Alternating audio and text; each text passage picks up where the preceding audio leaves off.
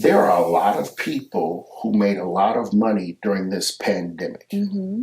But there's also a lot of people who was in planning stages during this pandemic. Mm-hmm. And some of them have gotten depressed thinking that other people took all the money. Mm.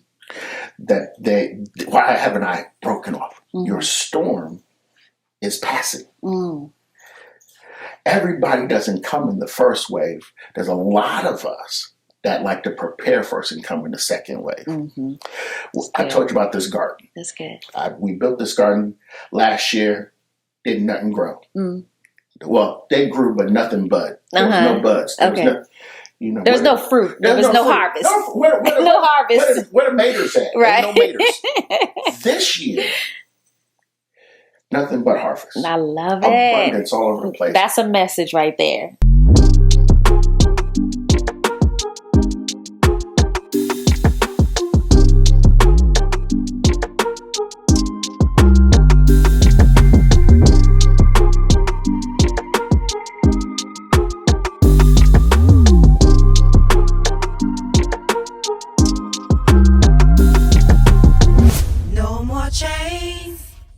Holding me.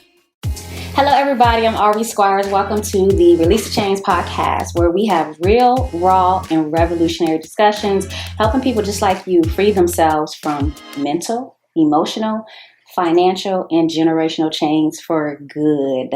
So today I am here and really excited to be talking to my social media friend, now friend in person, friend for life, Mr. JR Byrd. Now, do you like JR Byrd or J. Richard Byrd?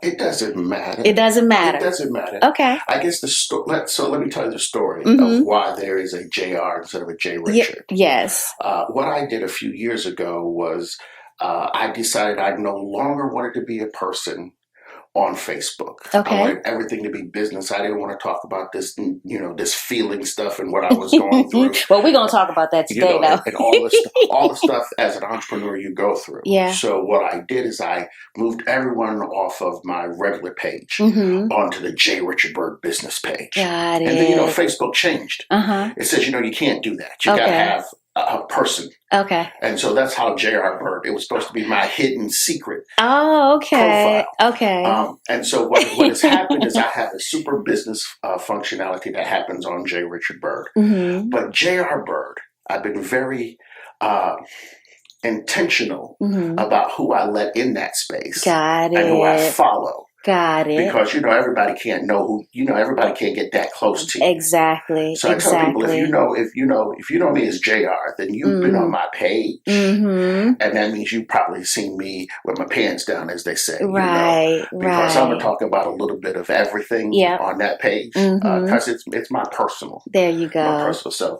it doesn't matter to me which one you want to do. Well, I feel blessed to be on both pages. So let me tell you a little bit about JR Byrd. He is a serial, or J. Richard Byrd, whatever you want to say. I'm going to call him JR, okay? But he's a serial entrepreneur. He consults and coaches CEOs, coaches, pastors, entrepreneurs, and leaders. He is the expert your expert calls when they have questions.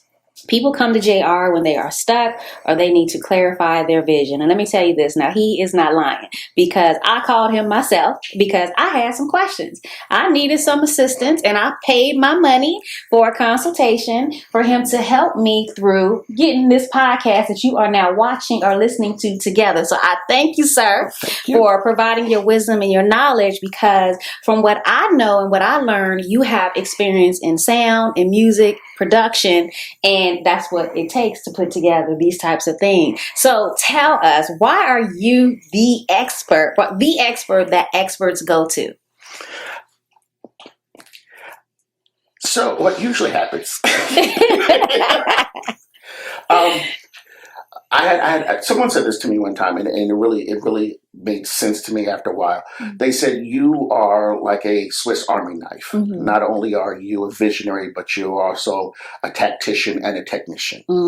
I really like being in the nitty gritty of what makes it function. Mm-hmm. And in this business, you'll find a lot of people that know how to put it together, but don't know how to do the work inside of it. They don't know, what button to push? Why does it sound like that? What's all that stuff? I love that. Yes. And so what happens is I get a lot of experts Mm-hmm. who then call and say, hey, we've moved into a whole different level of what we're doing. Yeah. I need to find someone who can get down deep in the mud and Mm-hmm. find all that stuff. Like, what microphone? Yeah. We need a microphone for a podcast, but what exactly? Yeah. And so that's why I'm the expert. Your expert calls when they get. But I know it's more than just sound. It's also business strategy. I feel like you are the launch king. So tell me, like, for all the entrepreneurs listening, right? What does it require to have a successful launch? Checklist. Okay, good. I like that. Preparedness. Prepared. We were talking before the camera started rolling.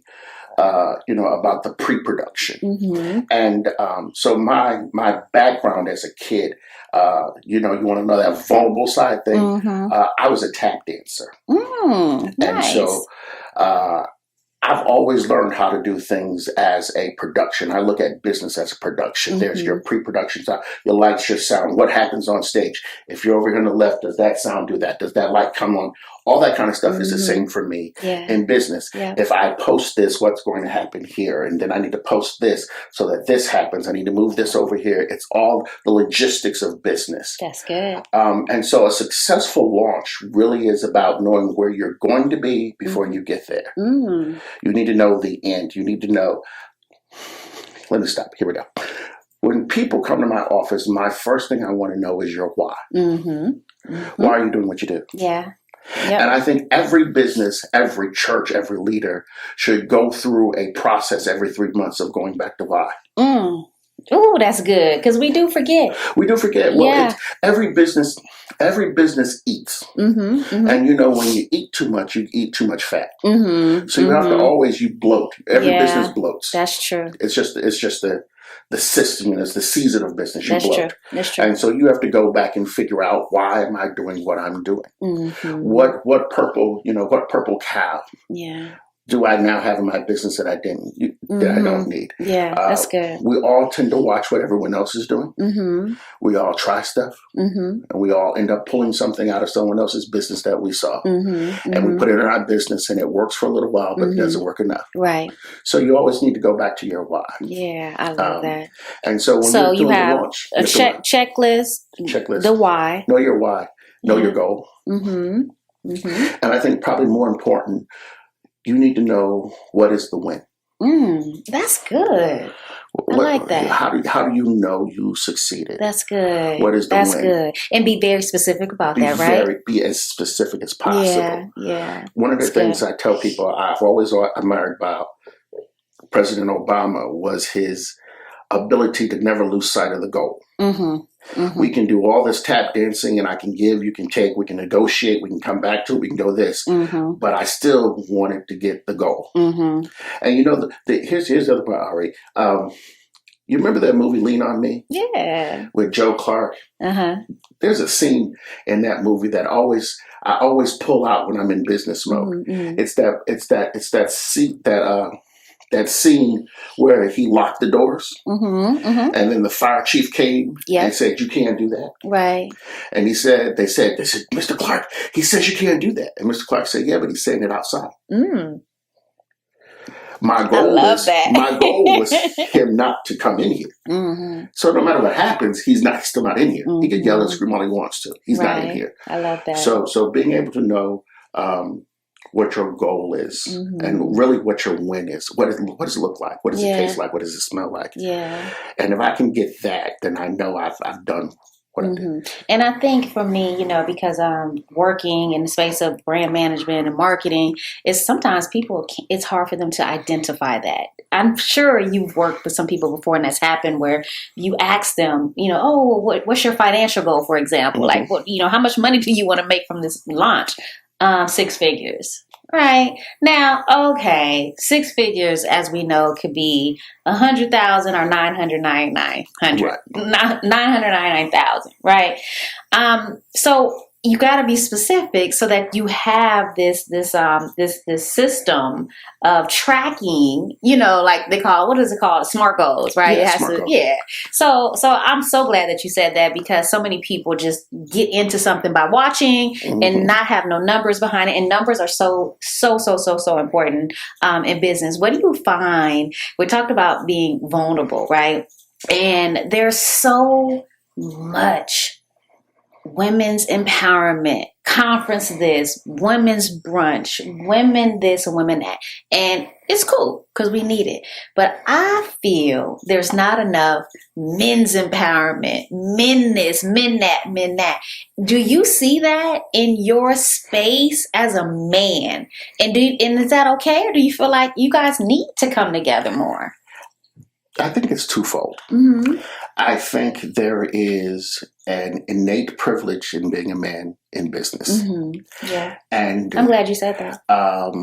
And so there are things that I just get that a woman may not get. True. And so there's a side of me that says I should never be jealous to say, well, if they have a women empowerment, I'm going to do a men's empowerment. Because I like the real truth is most conferences are men empowerment events because you can't find a woman to put on the stage, or at least that's what they say. And then they can't find a black woman to put on the stage. And so we have these events that are very male focused anyway. So I say we don't need anything. Then there is, again, I always talk, there's always two sides to the story. There are some things that men just need to get together and have a conversation about. And even if that conversation is about how can we do better to make sure that the room and the doors are open and the rooms are available for people who don't look like us. I think that needs to be there. As a man in business, as a black man in business, I do wish there were some other places where I could have some conversations. It's funny because I usually end up having most of my conversations with women. I do remember one time about maybe 6 or 7 years ago, I said my brand is going to be this, Michael Hyatt type of thing that I'm only going to have men in my thing and rah-rah and the whole kind of thing. But I'm also a numbers guy. And at the end of the day, when I looked at my analytics, what I talked about resonated with women. And so I had to be okay with that. I had to say, okay, well, then I guess what you say is working. And that's phenomenal. And I can go back to that, say that women invest in themselves differently than men. That's why there's more women in colleges and universities and things like that than men. Because we just have this, we have this learning, this thing, because we're teachers. So we like to learn so we can teach, right? But let me go back real quick. I'm glad that you said that you would like for there to be some space where men can come and maybe have round tables. What would those conversations be? The first conversation has to be, are you okay? That's good. It has to be, are you okay? It has to be. The first one has to be, are you okay? That's good. 2, are you getting good information? There's some shows on the satellite radio every day. I'm not going to mention any people, but it sounds like barbershop talk. And I'm listening, saying that these people are talking on this huge platform with no information. So are you getting are you okay? Are you getting the best information you can? That's good. And then 2, what can we do together that makes life better? That's good. For ourselves, 1. And then 2, for the people who are around us. That's good. I love that. Yeah. Those are the main 3 questions. I think after you have that kind of conversation, everything else kind of opens up. I think a lot of this man up, be a man, all that kind of stuff, it still has to come back to, are you okay? That's good. So do you think a man, because they talk about, we hear, and it's maybe true, right, that men don't share their emotions as much as women do, right? Like they don't share their feelings and how they're feeling. And some men, you may ask them, are they okay? And they're just like, yeah, I'm good. I'm fine. I'm good. Because that's their normal reaction. Do you feel that men would be vulnerable around other men to actually say, no, bruh, I'm not okay? When you have trust, those spaces you can have. Yeah. The reason why most men, the reason why the men in my family, let's start there. Yeah. I teach them, I was that father that was like, okay, cry or now you're over it, let's go. And there's a reason for that. If I'm crying, I can never watch for an enemy. If one of my jobs is to make sure I protect and keep moving, then I can't cry all the time.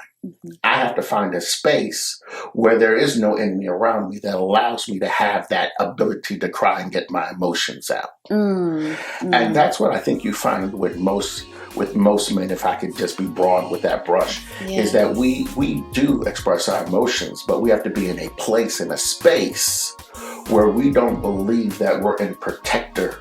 We're in the protector mode. No more chains holding me. Hi, I'm Coach Ari Squires, and I'm here to talk to you today briefly about creating marketing magic, right? I believe in magic, and especially believe in marketing magic. As a business coach, a brand manager, I help my clients increase their brand awareness and increase their profits through strategic business coaching and brand management. So I manage brands and I help them, build their equity, get booked for speaking engagements and all kinds, sell their courses and all these different things that a lot of people just don't have the time to do. So marketing magic is like crucial. And so there's so many different ways to create this magic. It's all about client attraction and saying the right things and positioning yourself in the right places and, doing all the right things online and offline. But a part of creating marketing magic is really making sure that your brand. Wait, stop. I'm not going to give it to you all right here, but you can get your top 10 marketing mistakes and how to create marketing magic. And I'm going to throw in a bonus brand checklist all for free. All you have to do is text brand to 202-410-0438. Go ahead and get your free brand equity building products today. No more chains holding me. I'm so glad that you talked about, protecting, because I read one of your posts that I love the authenticity of it all, right? You said that you have, and I'm paraphrasing, that you have put some money aside for therapy for your boys and your daughters and your grandchildren, just in case there's some things that you messed up. That's powerful. What can you explain the story behind that? Because that's powerful. Did I say it right? No, you said it right. You said it right. Okay. One of the things I've always asked my kids was the grace of being able to change my mind when I get better information. And so there are things that I know. I had kids young. I had kids. I think I started at 21. And, we popped them out quick. Boom, boom, boom, boom, boom. So I know there are things that when I had, $5 that I made that are different. There's eons or, there's great space between the oldest one and the youngest one. The oldest three went through the struggles of the lights turning off. The last one lived in a house, that's this size. So he doesn't understand struggle like they understand struggle. Right. And so I know there are some things that I messed up. Yeah. I know there's some things I've said. Yeah. I know there's some things, there was a whipping that they shouldn't have gotten that they got because I was upset. Yeah. There was something I've said. Yeah. And so I've always asked for that grace to be able to say, to be able to say, I'm sorry. One of the things I used to do is once a year, I would ask, what can I do to be a better father? That is so good. Take a pause for the cause right there. That's good. Because as parents, we think we have all the answers. Look, my son turned his head and looked like, yeah, mama, you need to be asking me that. Because it's true. We think that we have all the answers for our children. So thank you for saying that. Go ahead. Yeah, what can I do to be? And I so have that good. conversation with my wife as well. Yeah. What can I do to be better? That's good. Am I paying the bill fast enough? Do I not talk enough? Because not to get mystical, but I'm an Aries, so I'm headstrong. I'm super arrogant. I am very set in my ways. And people say, you're nice. No, I'm not. I'm really kind of mean. I when I'm in business mode, don't talk to me. We'll be the same. Why are we having this conversation? I'll be in the zone, man. Leave me alone. all I want to know is, does it add a zero? Exactly. Does it move the comma? Right. And you over here asking me about dishes and asking me whether or not your dress is nice. That's not what I'm doing right now. Right. What I'm doing right now is making money. Don't come in this room bothering me. And I know I'm like that. And so I have to go back and say, I'm sorry. I have to go and make up for it. I got to go have those things. That's so good. So when 5 boys. 5 boys. You're the protector and the provider. Most people take protector and provider to mean that all you do is you put the woman behind you and you don't let nobody hurt her. Or as the provider, you're the person who brings in all the money. But there's more to it. If you are a protector, you protect her reputation, but you also need to learn how to protect her peace.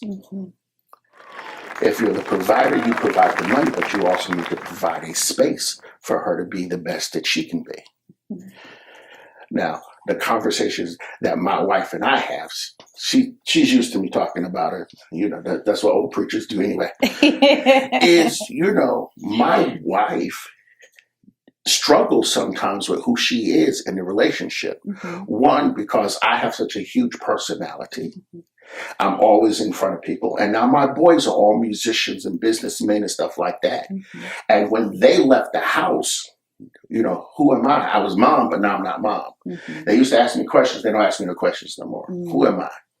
And I used to say to her, you know what? Like, I help all these people be better, do better, think better, be bigger, and you're over here worried about this right here. You're making me look bad. And then I had to, Cat Williams has that little famous that says, self-image is image of yourself. I had to take my hands off of that. That's not my job. Let me give you space to work through what you're working through. I can't fix everything. That's good. That's good. So you need to be doing some men's roundtables or something. I'm nominating JR Byrd to get this thing started because so many men reach out to me, and this is when I used to do women's life empowerment conferences, and then I switched it, or I transitioned into business conferences, and the men would always be like, "Yo, Ari, what about us fellas? Can we come?" I'm like, "Yes, you can come," but I felt this energy and this urgency and this need and this desire for men to want to get together. So if you're listening, you guys, I'm all about solutions and results. And sometimes it takes if there's something that you feel and you desire, go ahead and start it. Go ahead and get 5 of your boys together, and they bring 5 of their boys together, and it just grows. And you guys have these types of conversations, because we do get confused about protect and provide and what that really is. And I love the way that you put that so eloquently. So thank you for sharing that the way that you did. I love that. Let me see here. Let's go into the business. No, it's fine. Don't get worried. Don't get scared. This is fine. I want to go into the business side of what you do, right? As far as like assisting people with their businesses, because we do the same thing, kind of, right? And of course, we both love what we do. But you said this on one of your posts. You said one of the most disrespectful things you can do is have someone invest their time and energy in you and your dream, and you won't even execute the smallest piece of the plan. That touched me to my soul, because if you're anything like me, you give from your heart. Right. You give them your expertise and all the experience, and people invest big money to learn at an accelerated pace. Mm-hmm. And then for them to not do it, execute, as you put it, don't you feel that's some sort of change? What do you think is going on? You know, because we can't, me personally, and I hope you feel the same way, we can't be responsible. Like, we have to detach ourselves from their outcome, mm-hmm. right? Right. Because we did our part. But what do you think is going on inside of them? Well, there's two sides to why I wrote that. Mm-hmm. One is what's going on with them is they just had an idea. Mm-hmm. And when you are a fixer, you fix stuff and you get stuff moving. Mm-hmm. You know what I mean? You've already been down the road. Right. Okay, you just boom, boom, right. boom, boom. We do this, and we do this every day. Right. Boom, boom. Here's your checklist. Right. You just get it. Right. What I've learned is part of the chain is me. Mm-hmm. Part of the problem is me. Mm-hmm. I cannot outwork you mm-hmm. in your vision. Yeah. Ooh. Good. I can't do that. Mm-hmm. And I think it's disrespectful. The disrespectful part is when you come to me and you lay it on the table mm-hmm. and I start the conversation off with this. Mm-hmm. Now, if you bring this to me, I'm going to fix it. Right. Right. The relationship piece of this is I tell my wife, I tell my girls, don't bring it to me. Mm-hmm. If you just want to vent. Mm-hmm. Don't vent to me. Yeah. Because I'm going to fix it. Ooh, we must be twins. I'm telling you, we got to be twins or something. Don't vent to me. You know, I read these memes and then, I just want a man to listen to me. Okay, you need to tell me up front mm-hmm. because I'm going to fix the situation. Yeah. I can't sleep. Yeah. Because my subconscious is going to be working on the solution. Mm-hmm. So I was a problem. Mm-hmm. I was a problem in that I was trying to give people too much in the beginning. Okay. You want to, you want to have a business. Okay, here's your LLC. Here's this, here's the website. Mm-hmm. Here's the wholesalers you need. Mm-hmm. Boom, it's business in a box with mm-hmm. me. Mm-hmm. Let's go. Right. Oh, well, I still want to talk about the logo. Baby, we ain't talking about no daggone logos. Right. Let's go. Let's make some money. Right. And everybody's not geared to that. Right. And so I had to get over that. Yeah. The chain for them is, here's the real chain. Yeah, I just got my email. I was waiting for it to come. Mm-hmm. The real chain of that is, one, is fear. Mm-hmm. And two, their environment, usually from where they come from, has mm-hmm. never taught them to have the belief system that you have. Mm-hmm. Mm-hmm. When you've been around people who make not just millions, but make billions of mm-hmm. dollars, mm-hmm. your thought process is different. Right. When you've made money or mm-hmm. you've built a business and bankrupted and built another one after that, mm-hmm. your thought process is different. How you deal with information coming in is because you have more opportunities. Mm-hmm. You have more experiences to pull from of what happens with that. Right. Most of the people who get in that situation where they can't execute what you've given them, mm-hmm. they don't have that belief system. Mm-hmm. They're still stuck behind, well, I don't have any money. Mm-hmm. Well, okay. None of us had no money when we started, but we started. Yeah.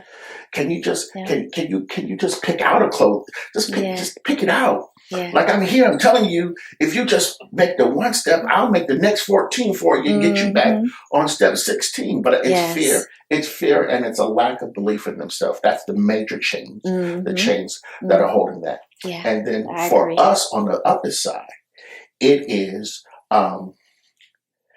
trying to fix too many things for people. Mm-hmm.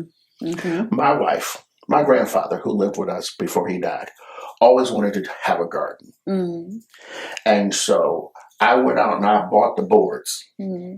but I don't garden. Mm-hmm. Listen, that's not my thing. Ain't too much out there in the dirt I'm going to do. Right, right. That's not my thing. Uh-huh. And so I bought the boards. I put them out there. They sat out there for 2 years. Mm. Then the pandemic hit. Mm-hmm. And then I was nervous because I needed to know where my food was coming from. Yeah. Y'all see, I could eat. Right. So I needed to know where my green beans and all that kind of stuff was. Right, right. So I went and said, okay, we're going to fix this garden. Mm-hmm. And I went outside, I got the boards, and I started working on them. Now, my wife is an undercover fixer. Mm-hmm.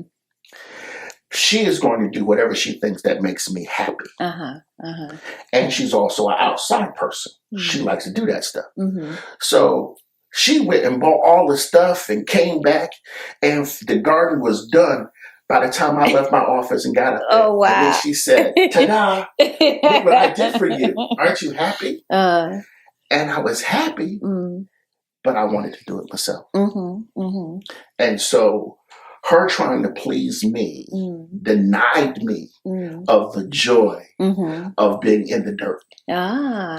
I see where you're going here. You see what I'm saying? Yes. So that story, that whole situation helped me to understand that sometimes in this stuff, when people are being disrespectful in business, is because I fixed it and I wanted to clap on my back to say, "Tada, I gave you a business." Right, right. But I denied them the joy of getting in the dirt. And that's what, that's good.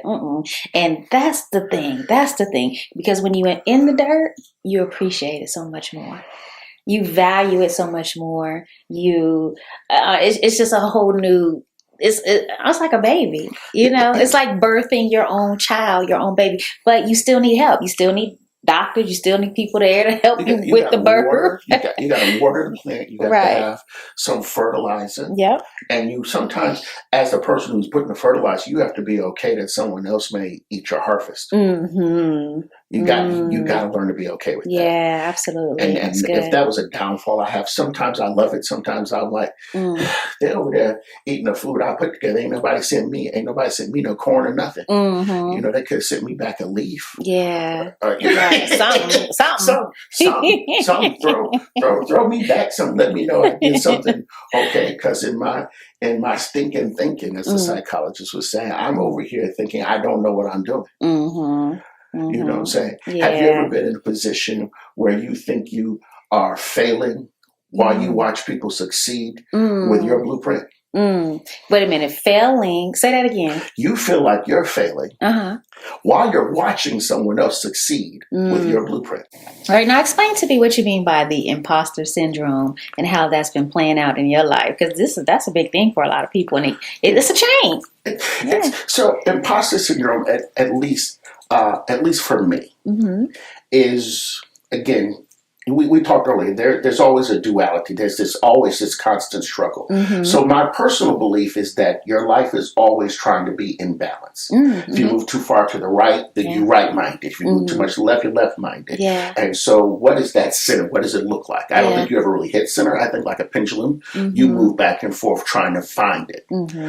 So for me, imposter syndrome, Ari, I've been blessed. I've been super blessed. I am, not to sound arrogant, I'm incredibly talented. Yes. In a lot of areas. And so, therefore, a lot of things are easy for me. And so my imposter syndrome shows up because it didn't take a lot of work for me to do some things. Got it. And then, therefore, when I watch someone else struggle, I feel like I didn't do enough of the struggle to get that. That's a different perspective. So it's the other way that they call imposter syndrome, they call it the Wizard of Oz complex. In that you are this person behind this curtain with these levers. Right. And that one day someone's going to find out that you're just a lever pusher, but you're not the person out on the stage. I'm also an introvert. Like a real drastic one. I don't really like a lot of people. I don't get energy from a lot of people. If I could, I'd stay in my house. This pandemic was wonderful for me. I enjoyed myself. What you think I got to go out? Good, right. great. No problem. No problem. What you mean you didn't come to my house? Good. Right. I didn't want you here in the first place. Right. That whole thing. And so part of that is when I am in speaking environments, when I'm in church. Right. That's Ricky B. Like, I got all these different names. You know? There's Ricky B. There's the guys who has to come out. Like, church, people laugh at me, but church, don't talk to me, please. Because I have to prepare myself just to deal with all the things that are happening when I walk through the doors. You know, you asked before we started this thing, you know, let's quiet ourselves and intentionalize. I've been intentional since I left my house. It took me my 4-hour drive to calm my nerves and find out where I am, where I'm going, and how I'm going to show up for this particular conversation. I love it. You see what I'm saying? So imposter syndrome shows up like that for me. I do something, and then I say, "Oh my God, I didn't do that. You know, I didn't finish college. I only took a couple classes." And then what I have to do now, here's how you get over it. Sometimes you got to Google yourself. Why? Because you need to go back and you need to talk to yourself about who you are. You need to have those conversations.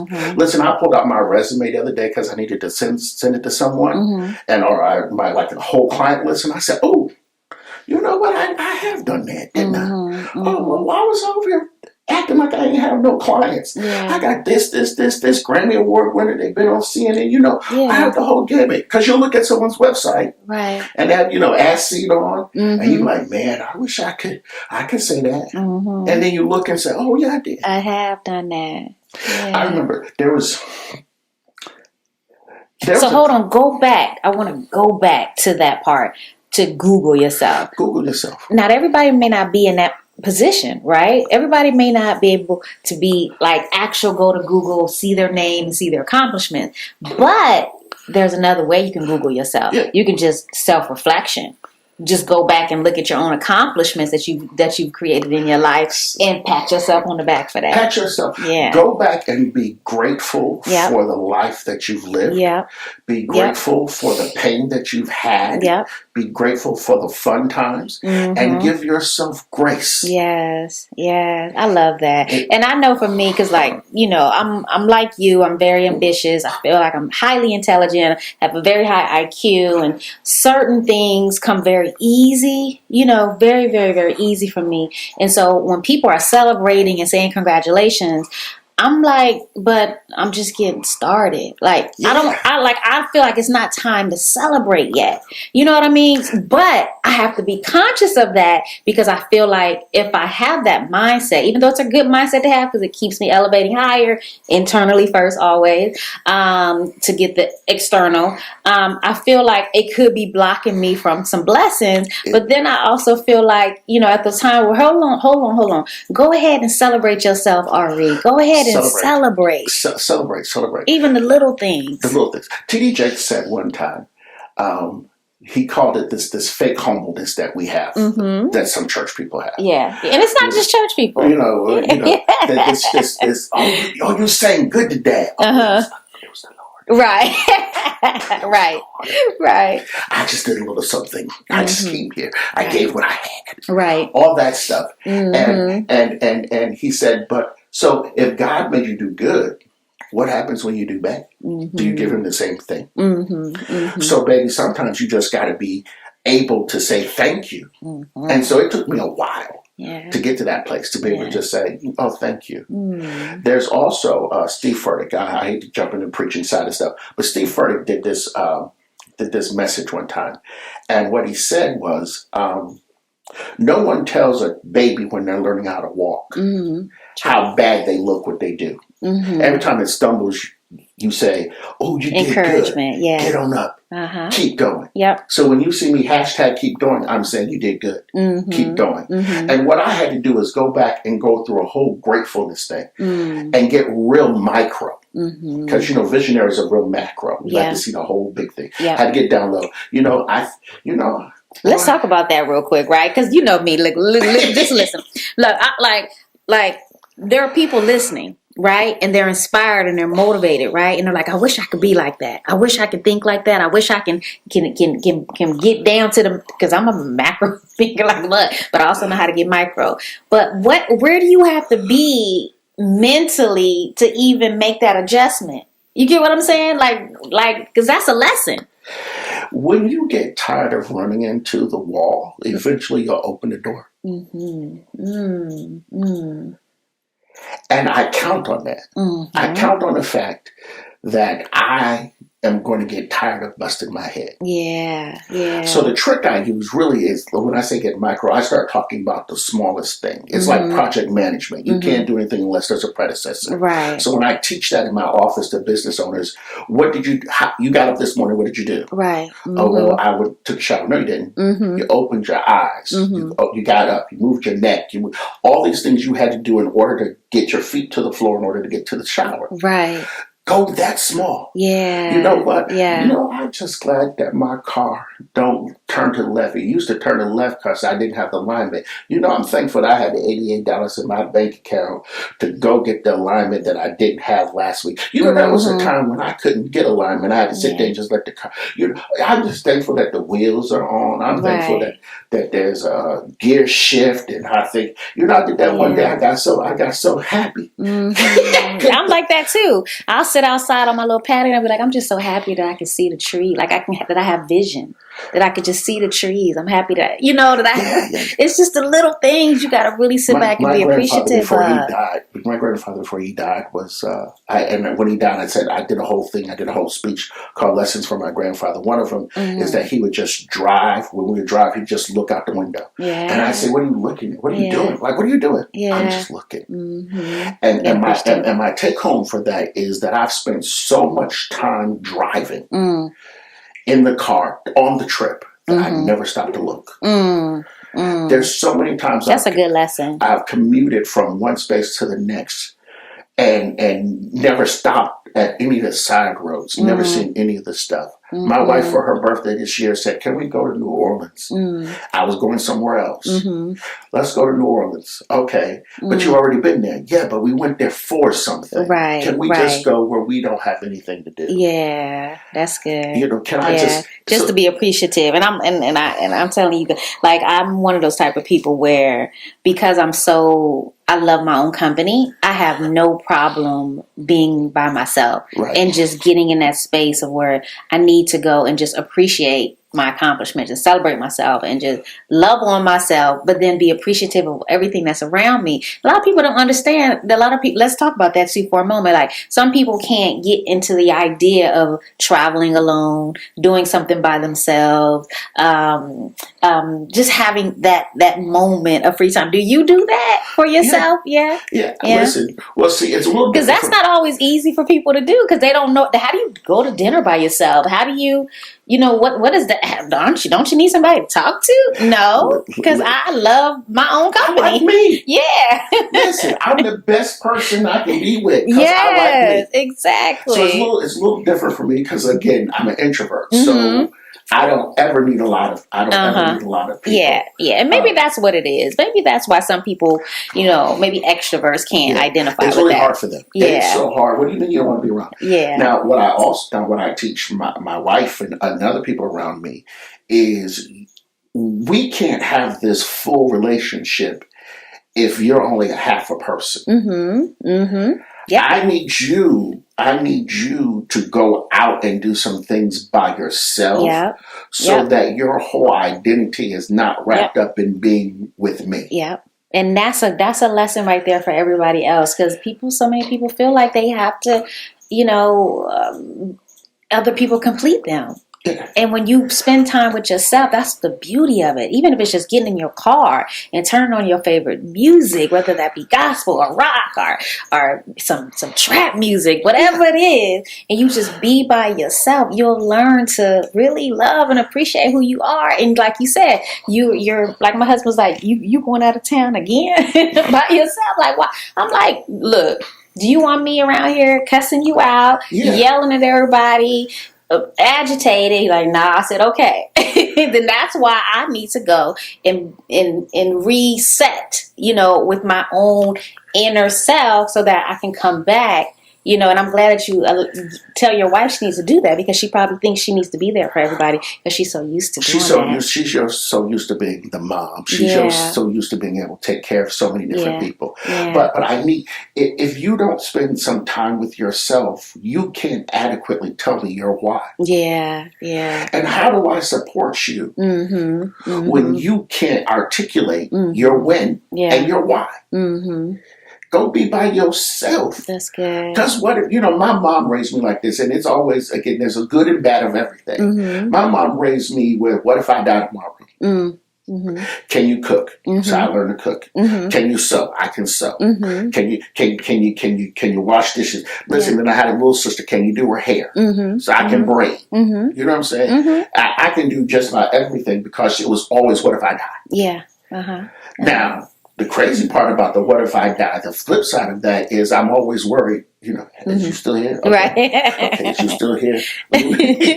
But you got to know your why and your when, and you can't do that if all you're doing is trying to be my why and my when. That's so good. So let's talk about people identifying. We're going to end on this. People identifying their why and identifying what their why is and identifying what their when is. So I have these 7 steps to release a change, right? And it's a process that I feel like, has helped me tremendously my whole life, and my clients and anyone who's listening. The first step is listening. Second step is peeling. Second step is detaching. The fourth step is forgiving, and then trusting, and then healing, and then evolving. So for someone who's at that space where they don't have no clue what their why or their when is, what part of that step, which one of those steps and processes do you feel they need to start first, and why? Listening. And why listening? Because listening is not always just an outward thing. Your listening can be a very inward. There you go. My strategy has always been, you first have to think it, then you have to see it, then you have to say it, then you have to write it, then you have to do it, and then you repeat the process. But that whole process, and that's biblical, write the vision, make it plain. You got to have all of this thing happen. You can't get here to think it, to truly think it, until you listen. Right. You have to. There's another scripture. I was not going to be churchy on this. I promise. I said I wasn't going to do it. That's fine. There's a scripture that says, "Be still and know that I'm God." And whenever I'm super troubled, I just have to be still. There you go. Until I hear. Yes. What my next step is. I love that. So my why, what motivates you to do what you do, all of that stuff starts first with listening. Yes. I got it. Well, what? Well, what makes me do it? Or why am I doing this? Yeah. And then you ask yourself those questions. Well, why did I walk through the door? Well, why did I come here? Why did I get in my car and drive? And then after a while, that stuff starts to just show you. The whiteboard is your friend. The whiteboard, the grease board, it's your friend. A piece of paper is your friend. Your notebook and your phone, that's your friend. Your journal is your friend. Yes. And don't that's good. Listen. That's good. And don't just journal where you write out all your stuff. Take a moment to pause, reflect, reset, but go back and read. I love it. And what you'll do, and go back and read often. Often, because what you'll find is that there is patterns. You'll see that there are cycles that you go through. You should get to a point where you know what time of the month that you're going to be mad. Where you can look, you can look outside and say, oh, there's a thunderstorm coming from the north. And usually when thunderstorms come, I feel this way. Oh, that's why I'm in this space right now. So-and-so said something to me. Oh, that's why I'm in that space. Okay, as soon as I figure out the why, and that's in the process of detaching, is recognizing these familiar situations and these things that keep happening at certain times. No more chains holding me. She's a CEO is the ultimate family card game and also an educational business toolkit for seasoned and aspiring entrepreneurs. It's fun, it's challenging, it's educational. Get some knowledge and pay some homage. There are a few ways to play for the most enjoyment and benefit. Play your favorite card games: spades, gin, poker, bid whist, or whatever your family loves to play. Are you ready to be mentally challenged in a fun way? Play our signature BizWiz business development matchup card game. The objective is to collect the most customers correctly, based on matched business development statements we've created for you. Each week, research one of the noted entrepreneurs we've celebrated in the deck by pulling 1 or 2 random cards from the deck. Use the cards for daily, weekly, or occasional inspiration. Read their stories and learn more about the change they've had to release to create long-term success and a legacy that will last forever. She's a CEO, a SheEO. Visit she'sasheo.biz to order your official business educational card deck today.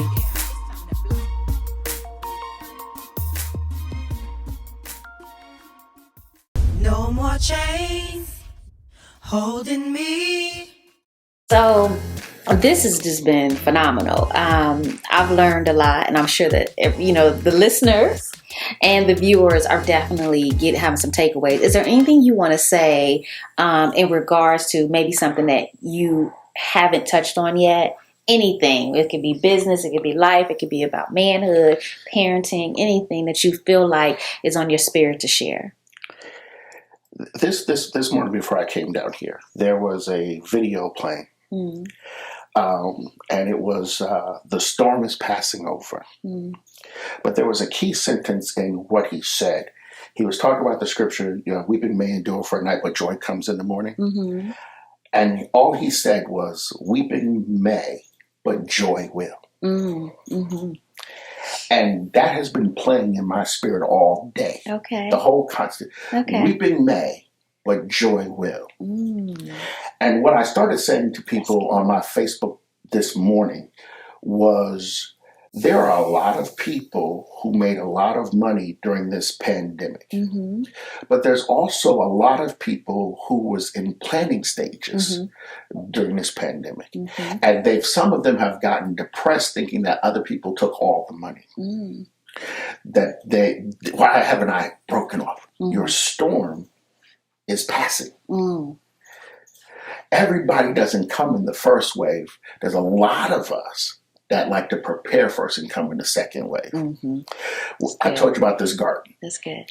We built this garden last year. Did nothing grow.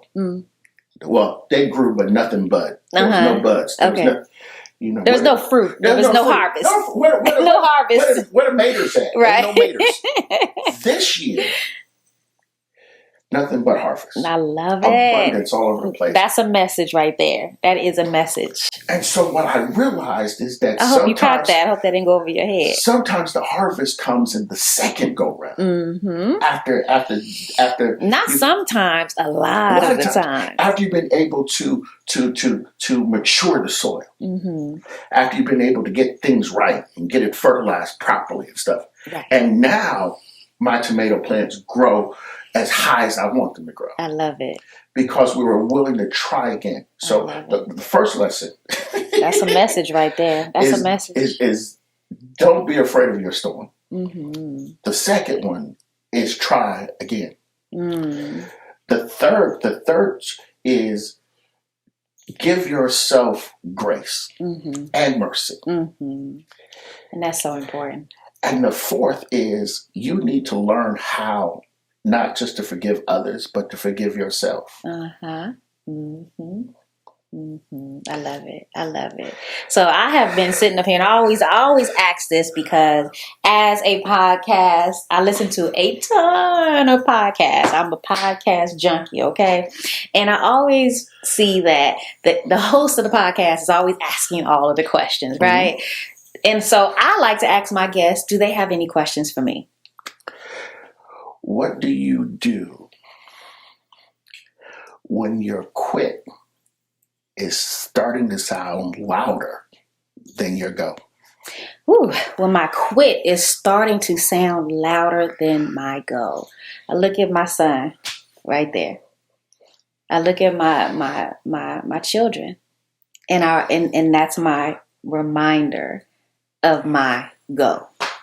Because I have to, for me, I have committed myself to being an example.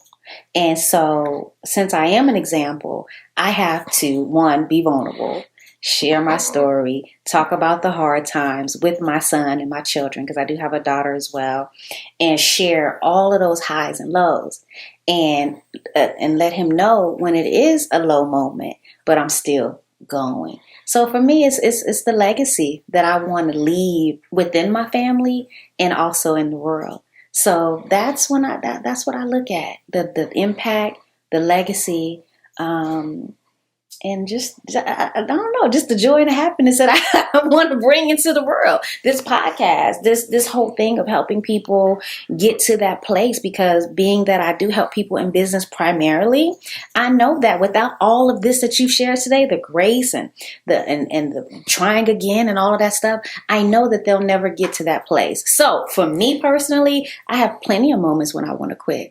I get frustrated. I just be like, I just want to just say F all of this. But again, I look at the legacy, not just the inner legacy, but the legacy that I want to leave in the world. So good question. Thank you. That's it. Thank you. On my blog post, on my blog, the article that gets the most hits was called "I Almost Quit," and I tell the story of how that was it for me, with packing the bags and everything. Yeah. Until I did exactly what you said. Yeah. I my son is okay. This son got into college. Yeah. All started recounting all of the good things. Yeah. And that's what brings me back. Yeah. For me, and I literally just I've been talking about this a lot lately. This quitting spirit is in the air. For me, there's no quitting. There's no plan B for me. It's only that way, because I'm so clear on my why and what my win is. So there's no quitting for me. There's no such thing as quitting. It's only going. So thank you for your time. I appreciate you coming down from Charlotte. Yes. From Charlotte, North Carolina, here to Atlanta, Georgia. I want to thank you guys for listening.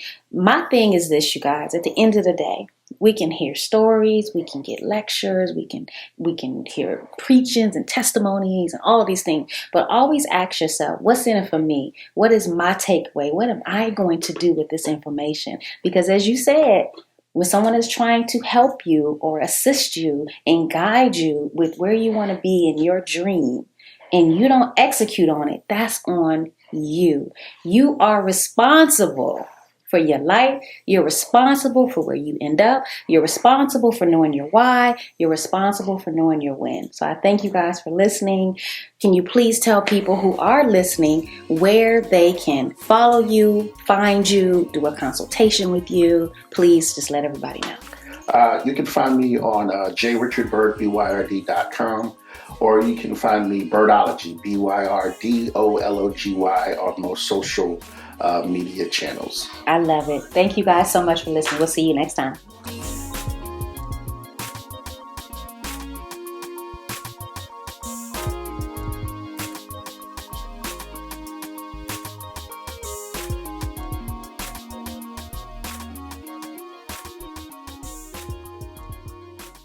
No more chains holding me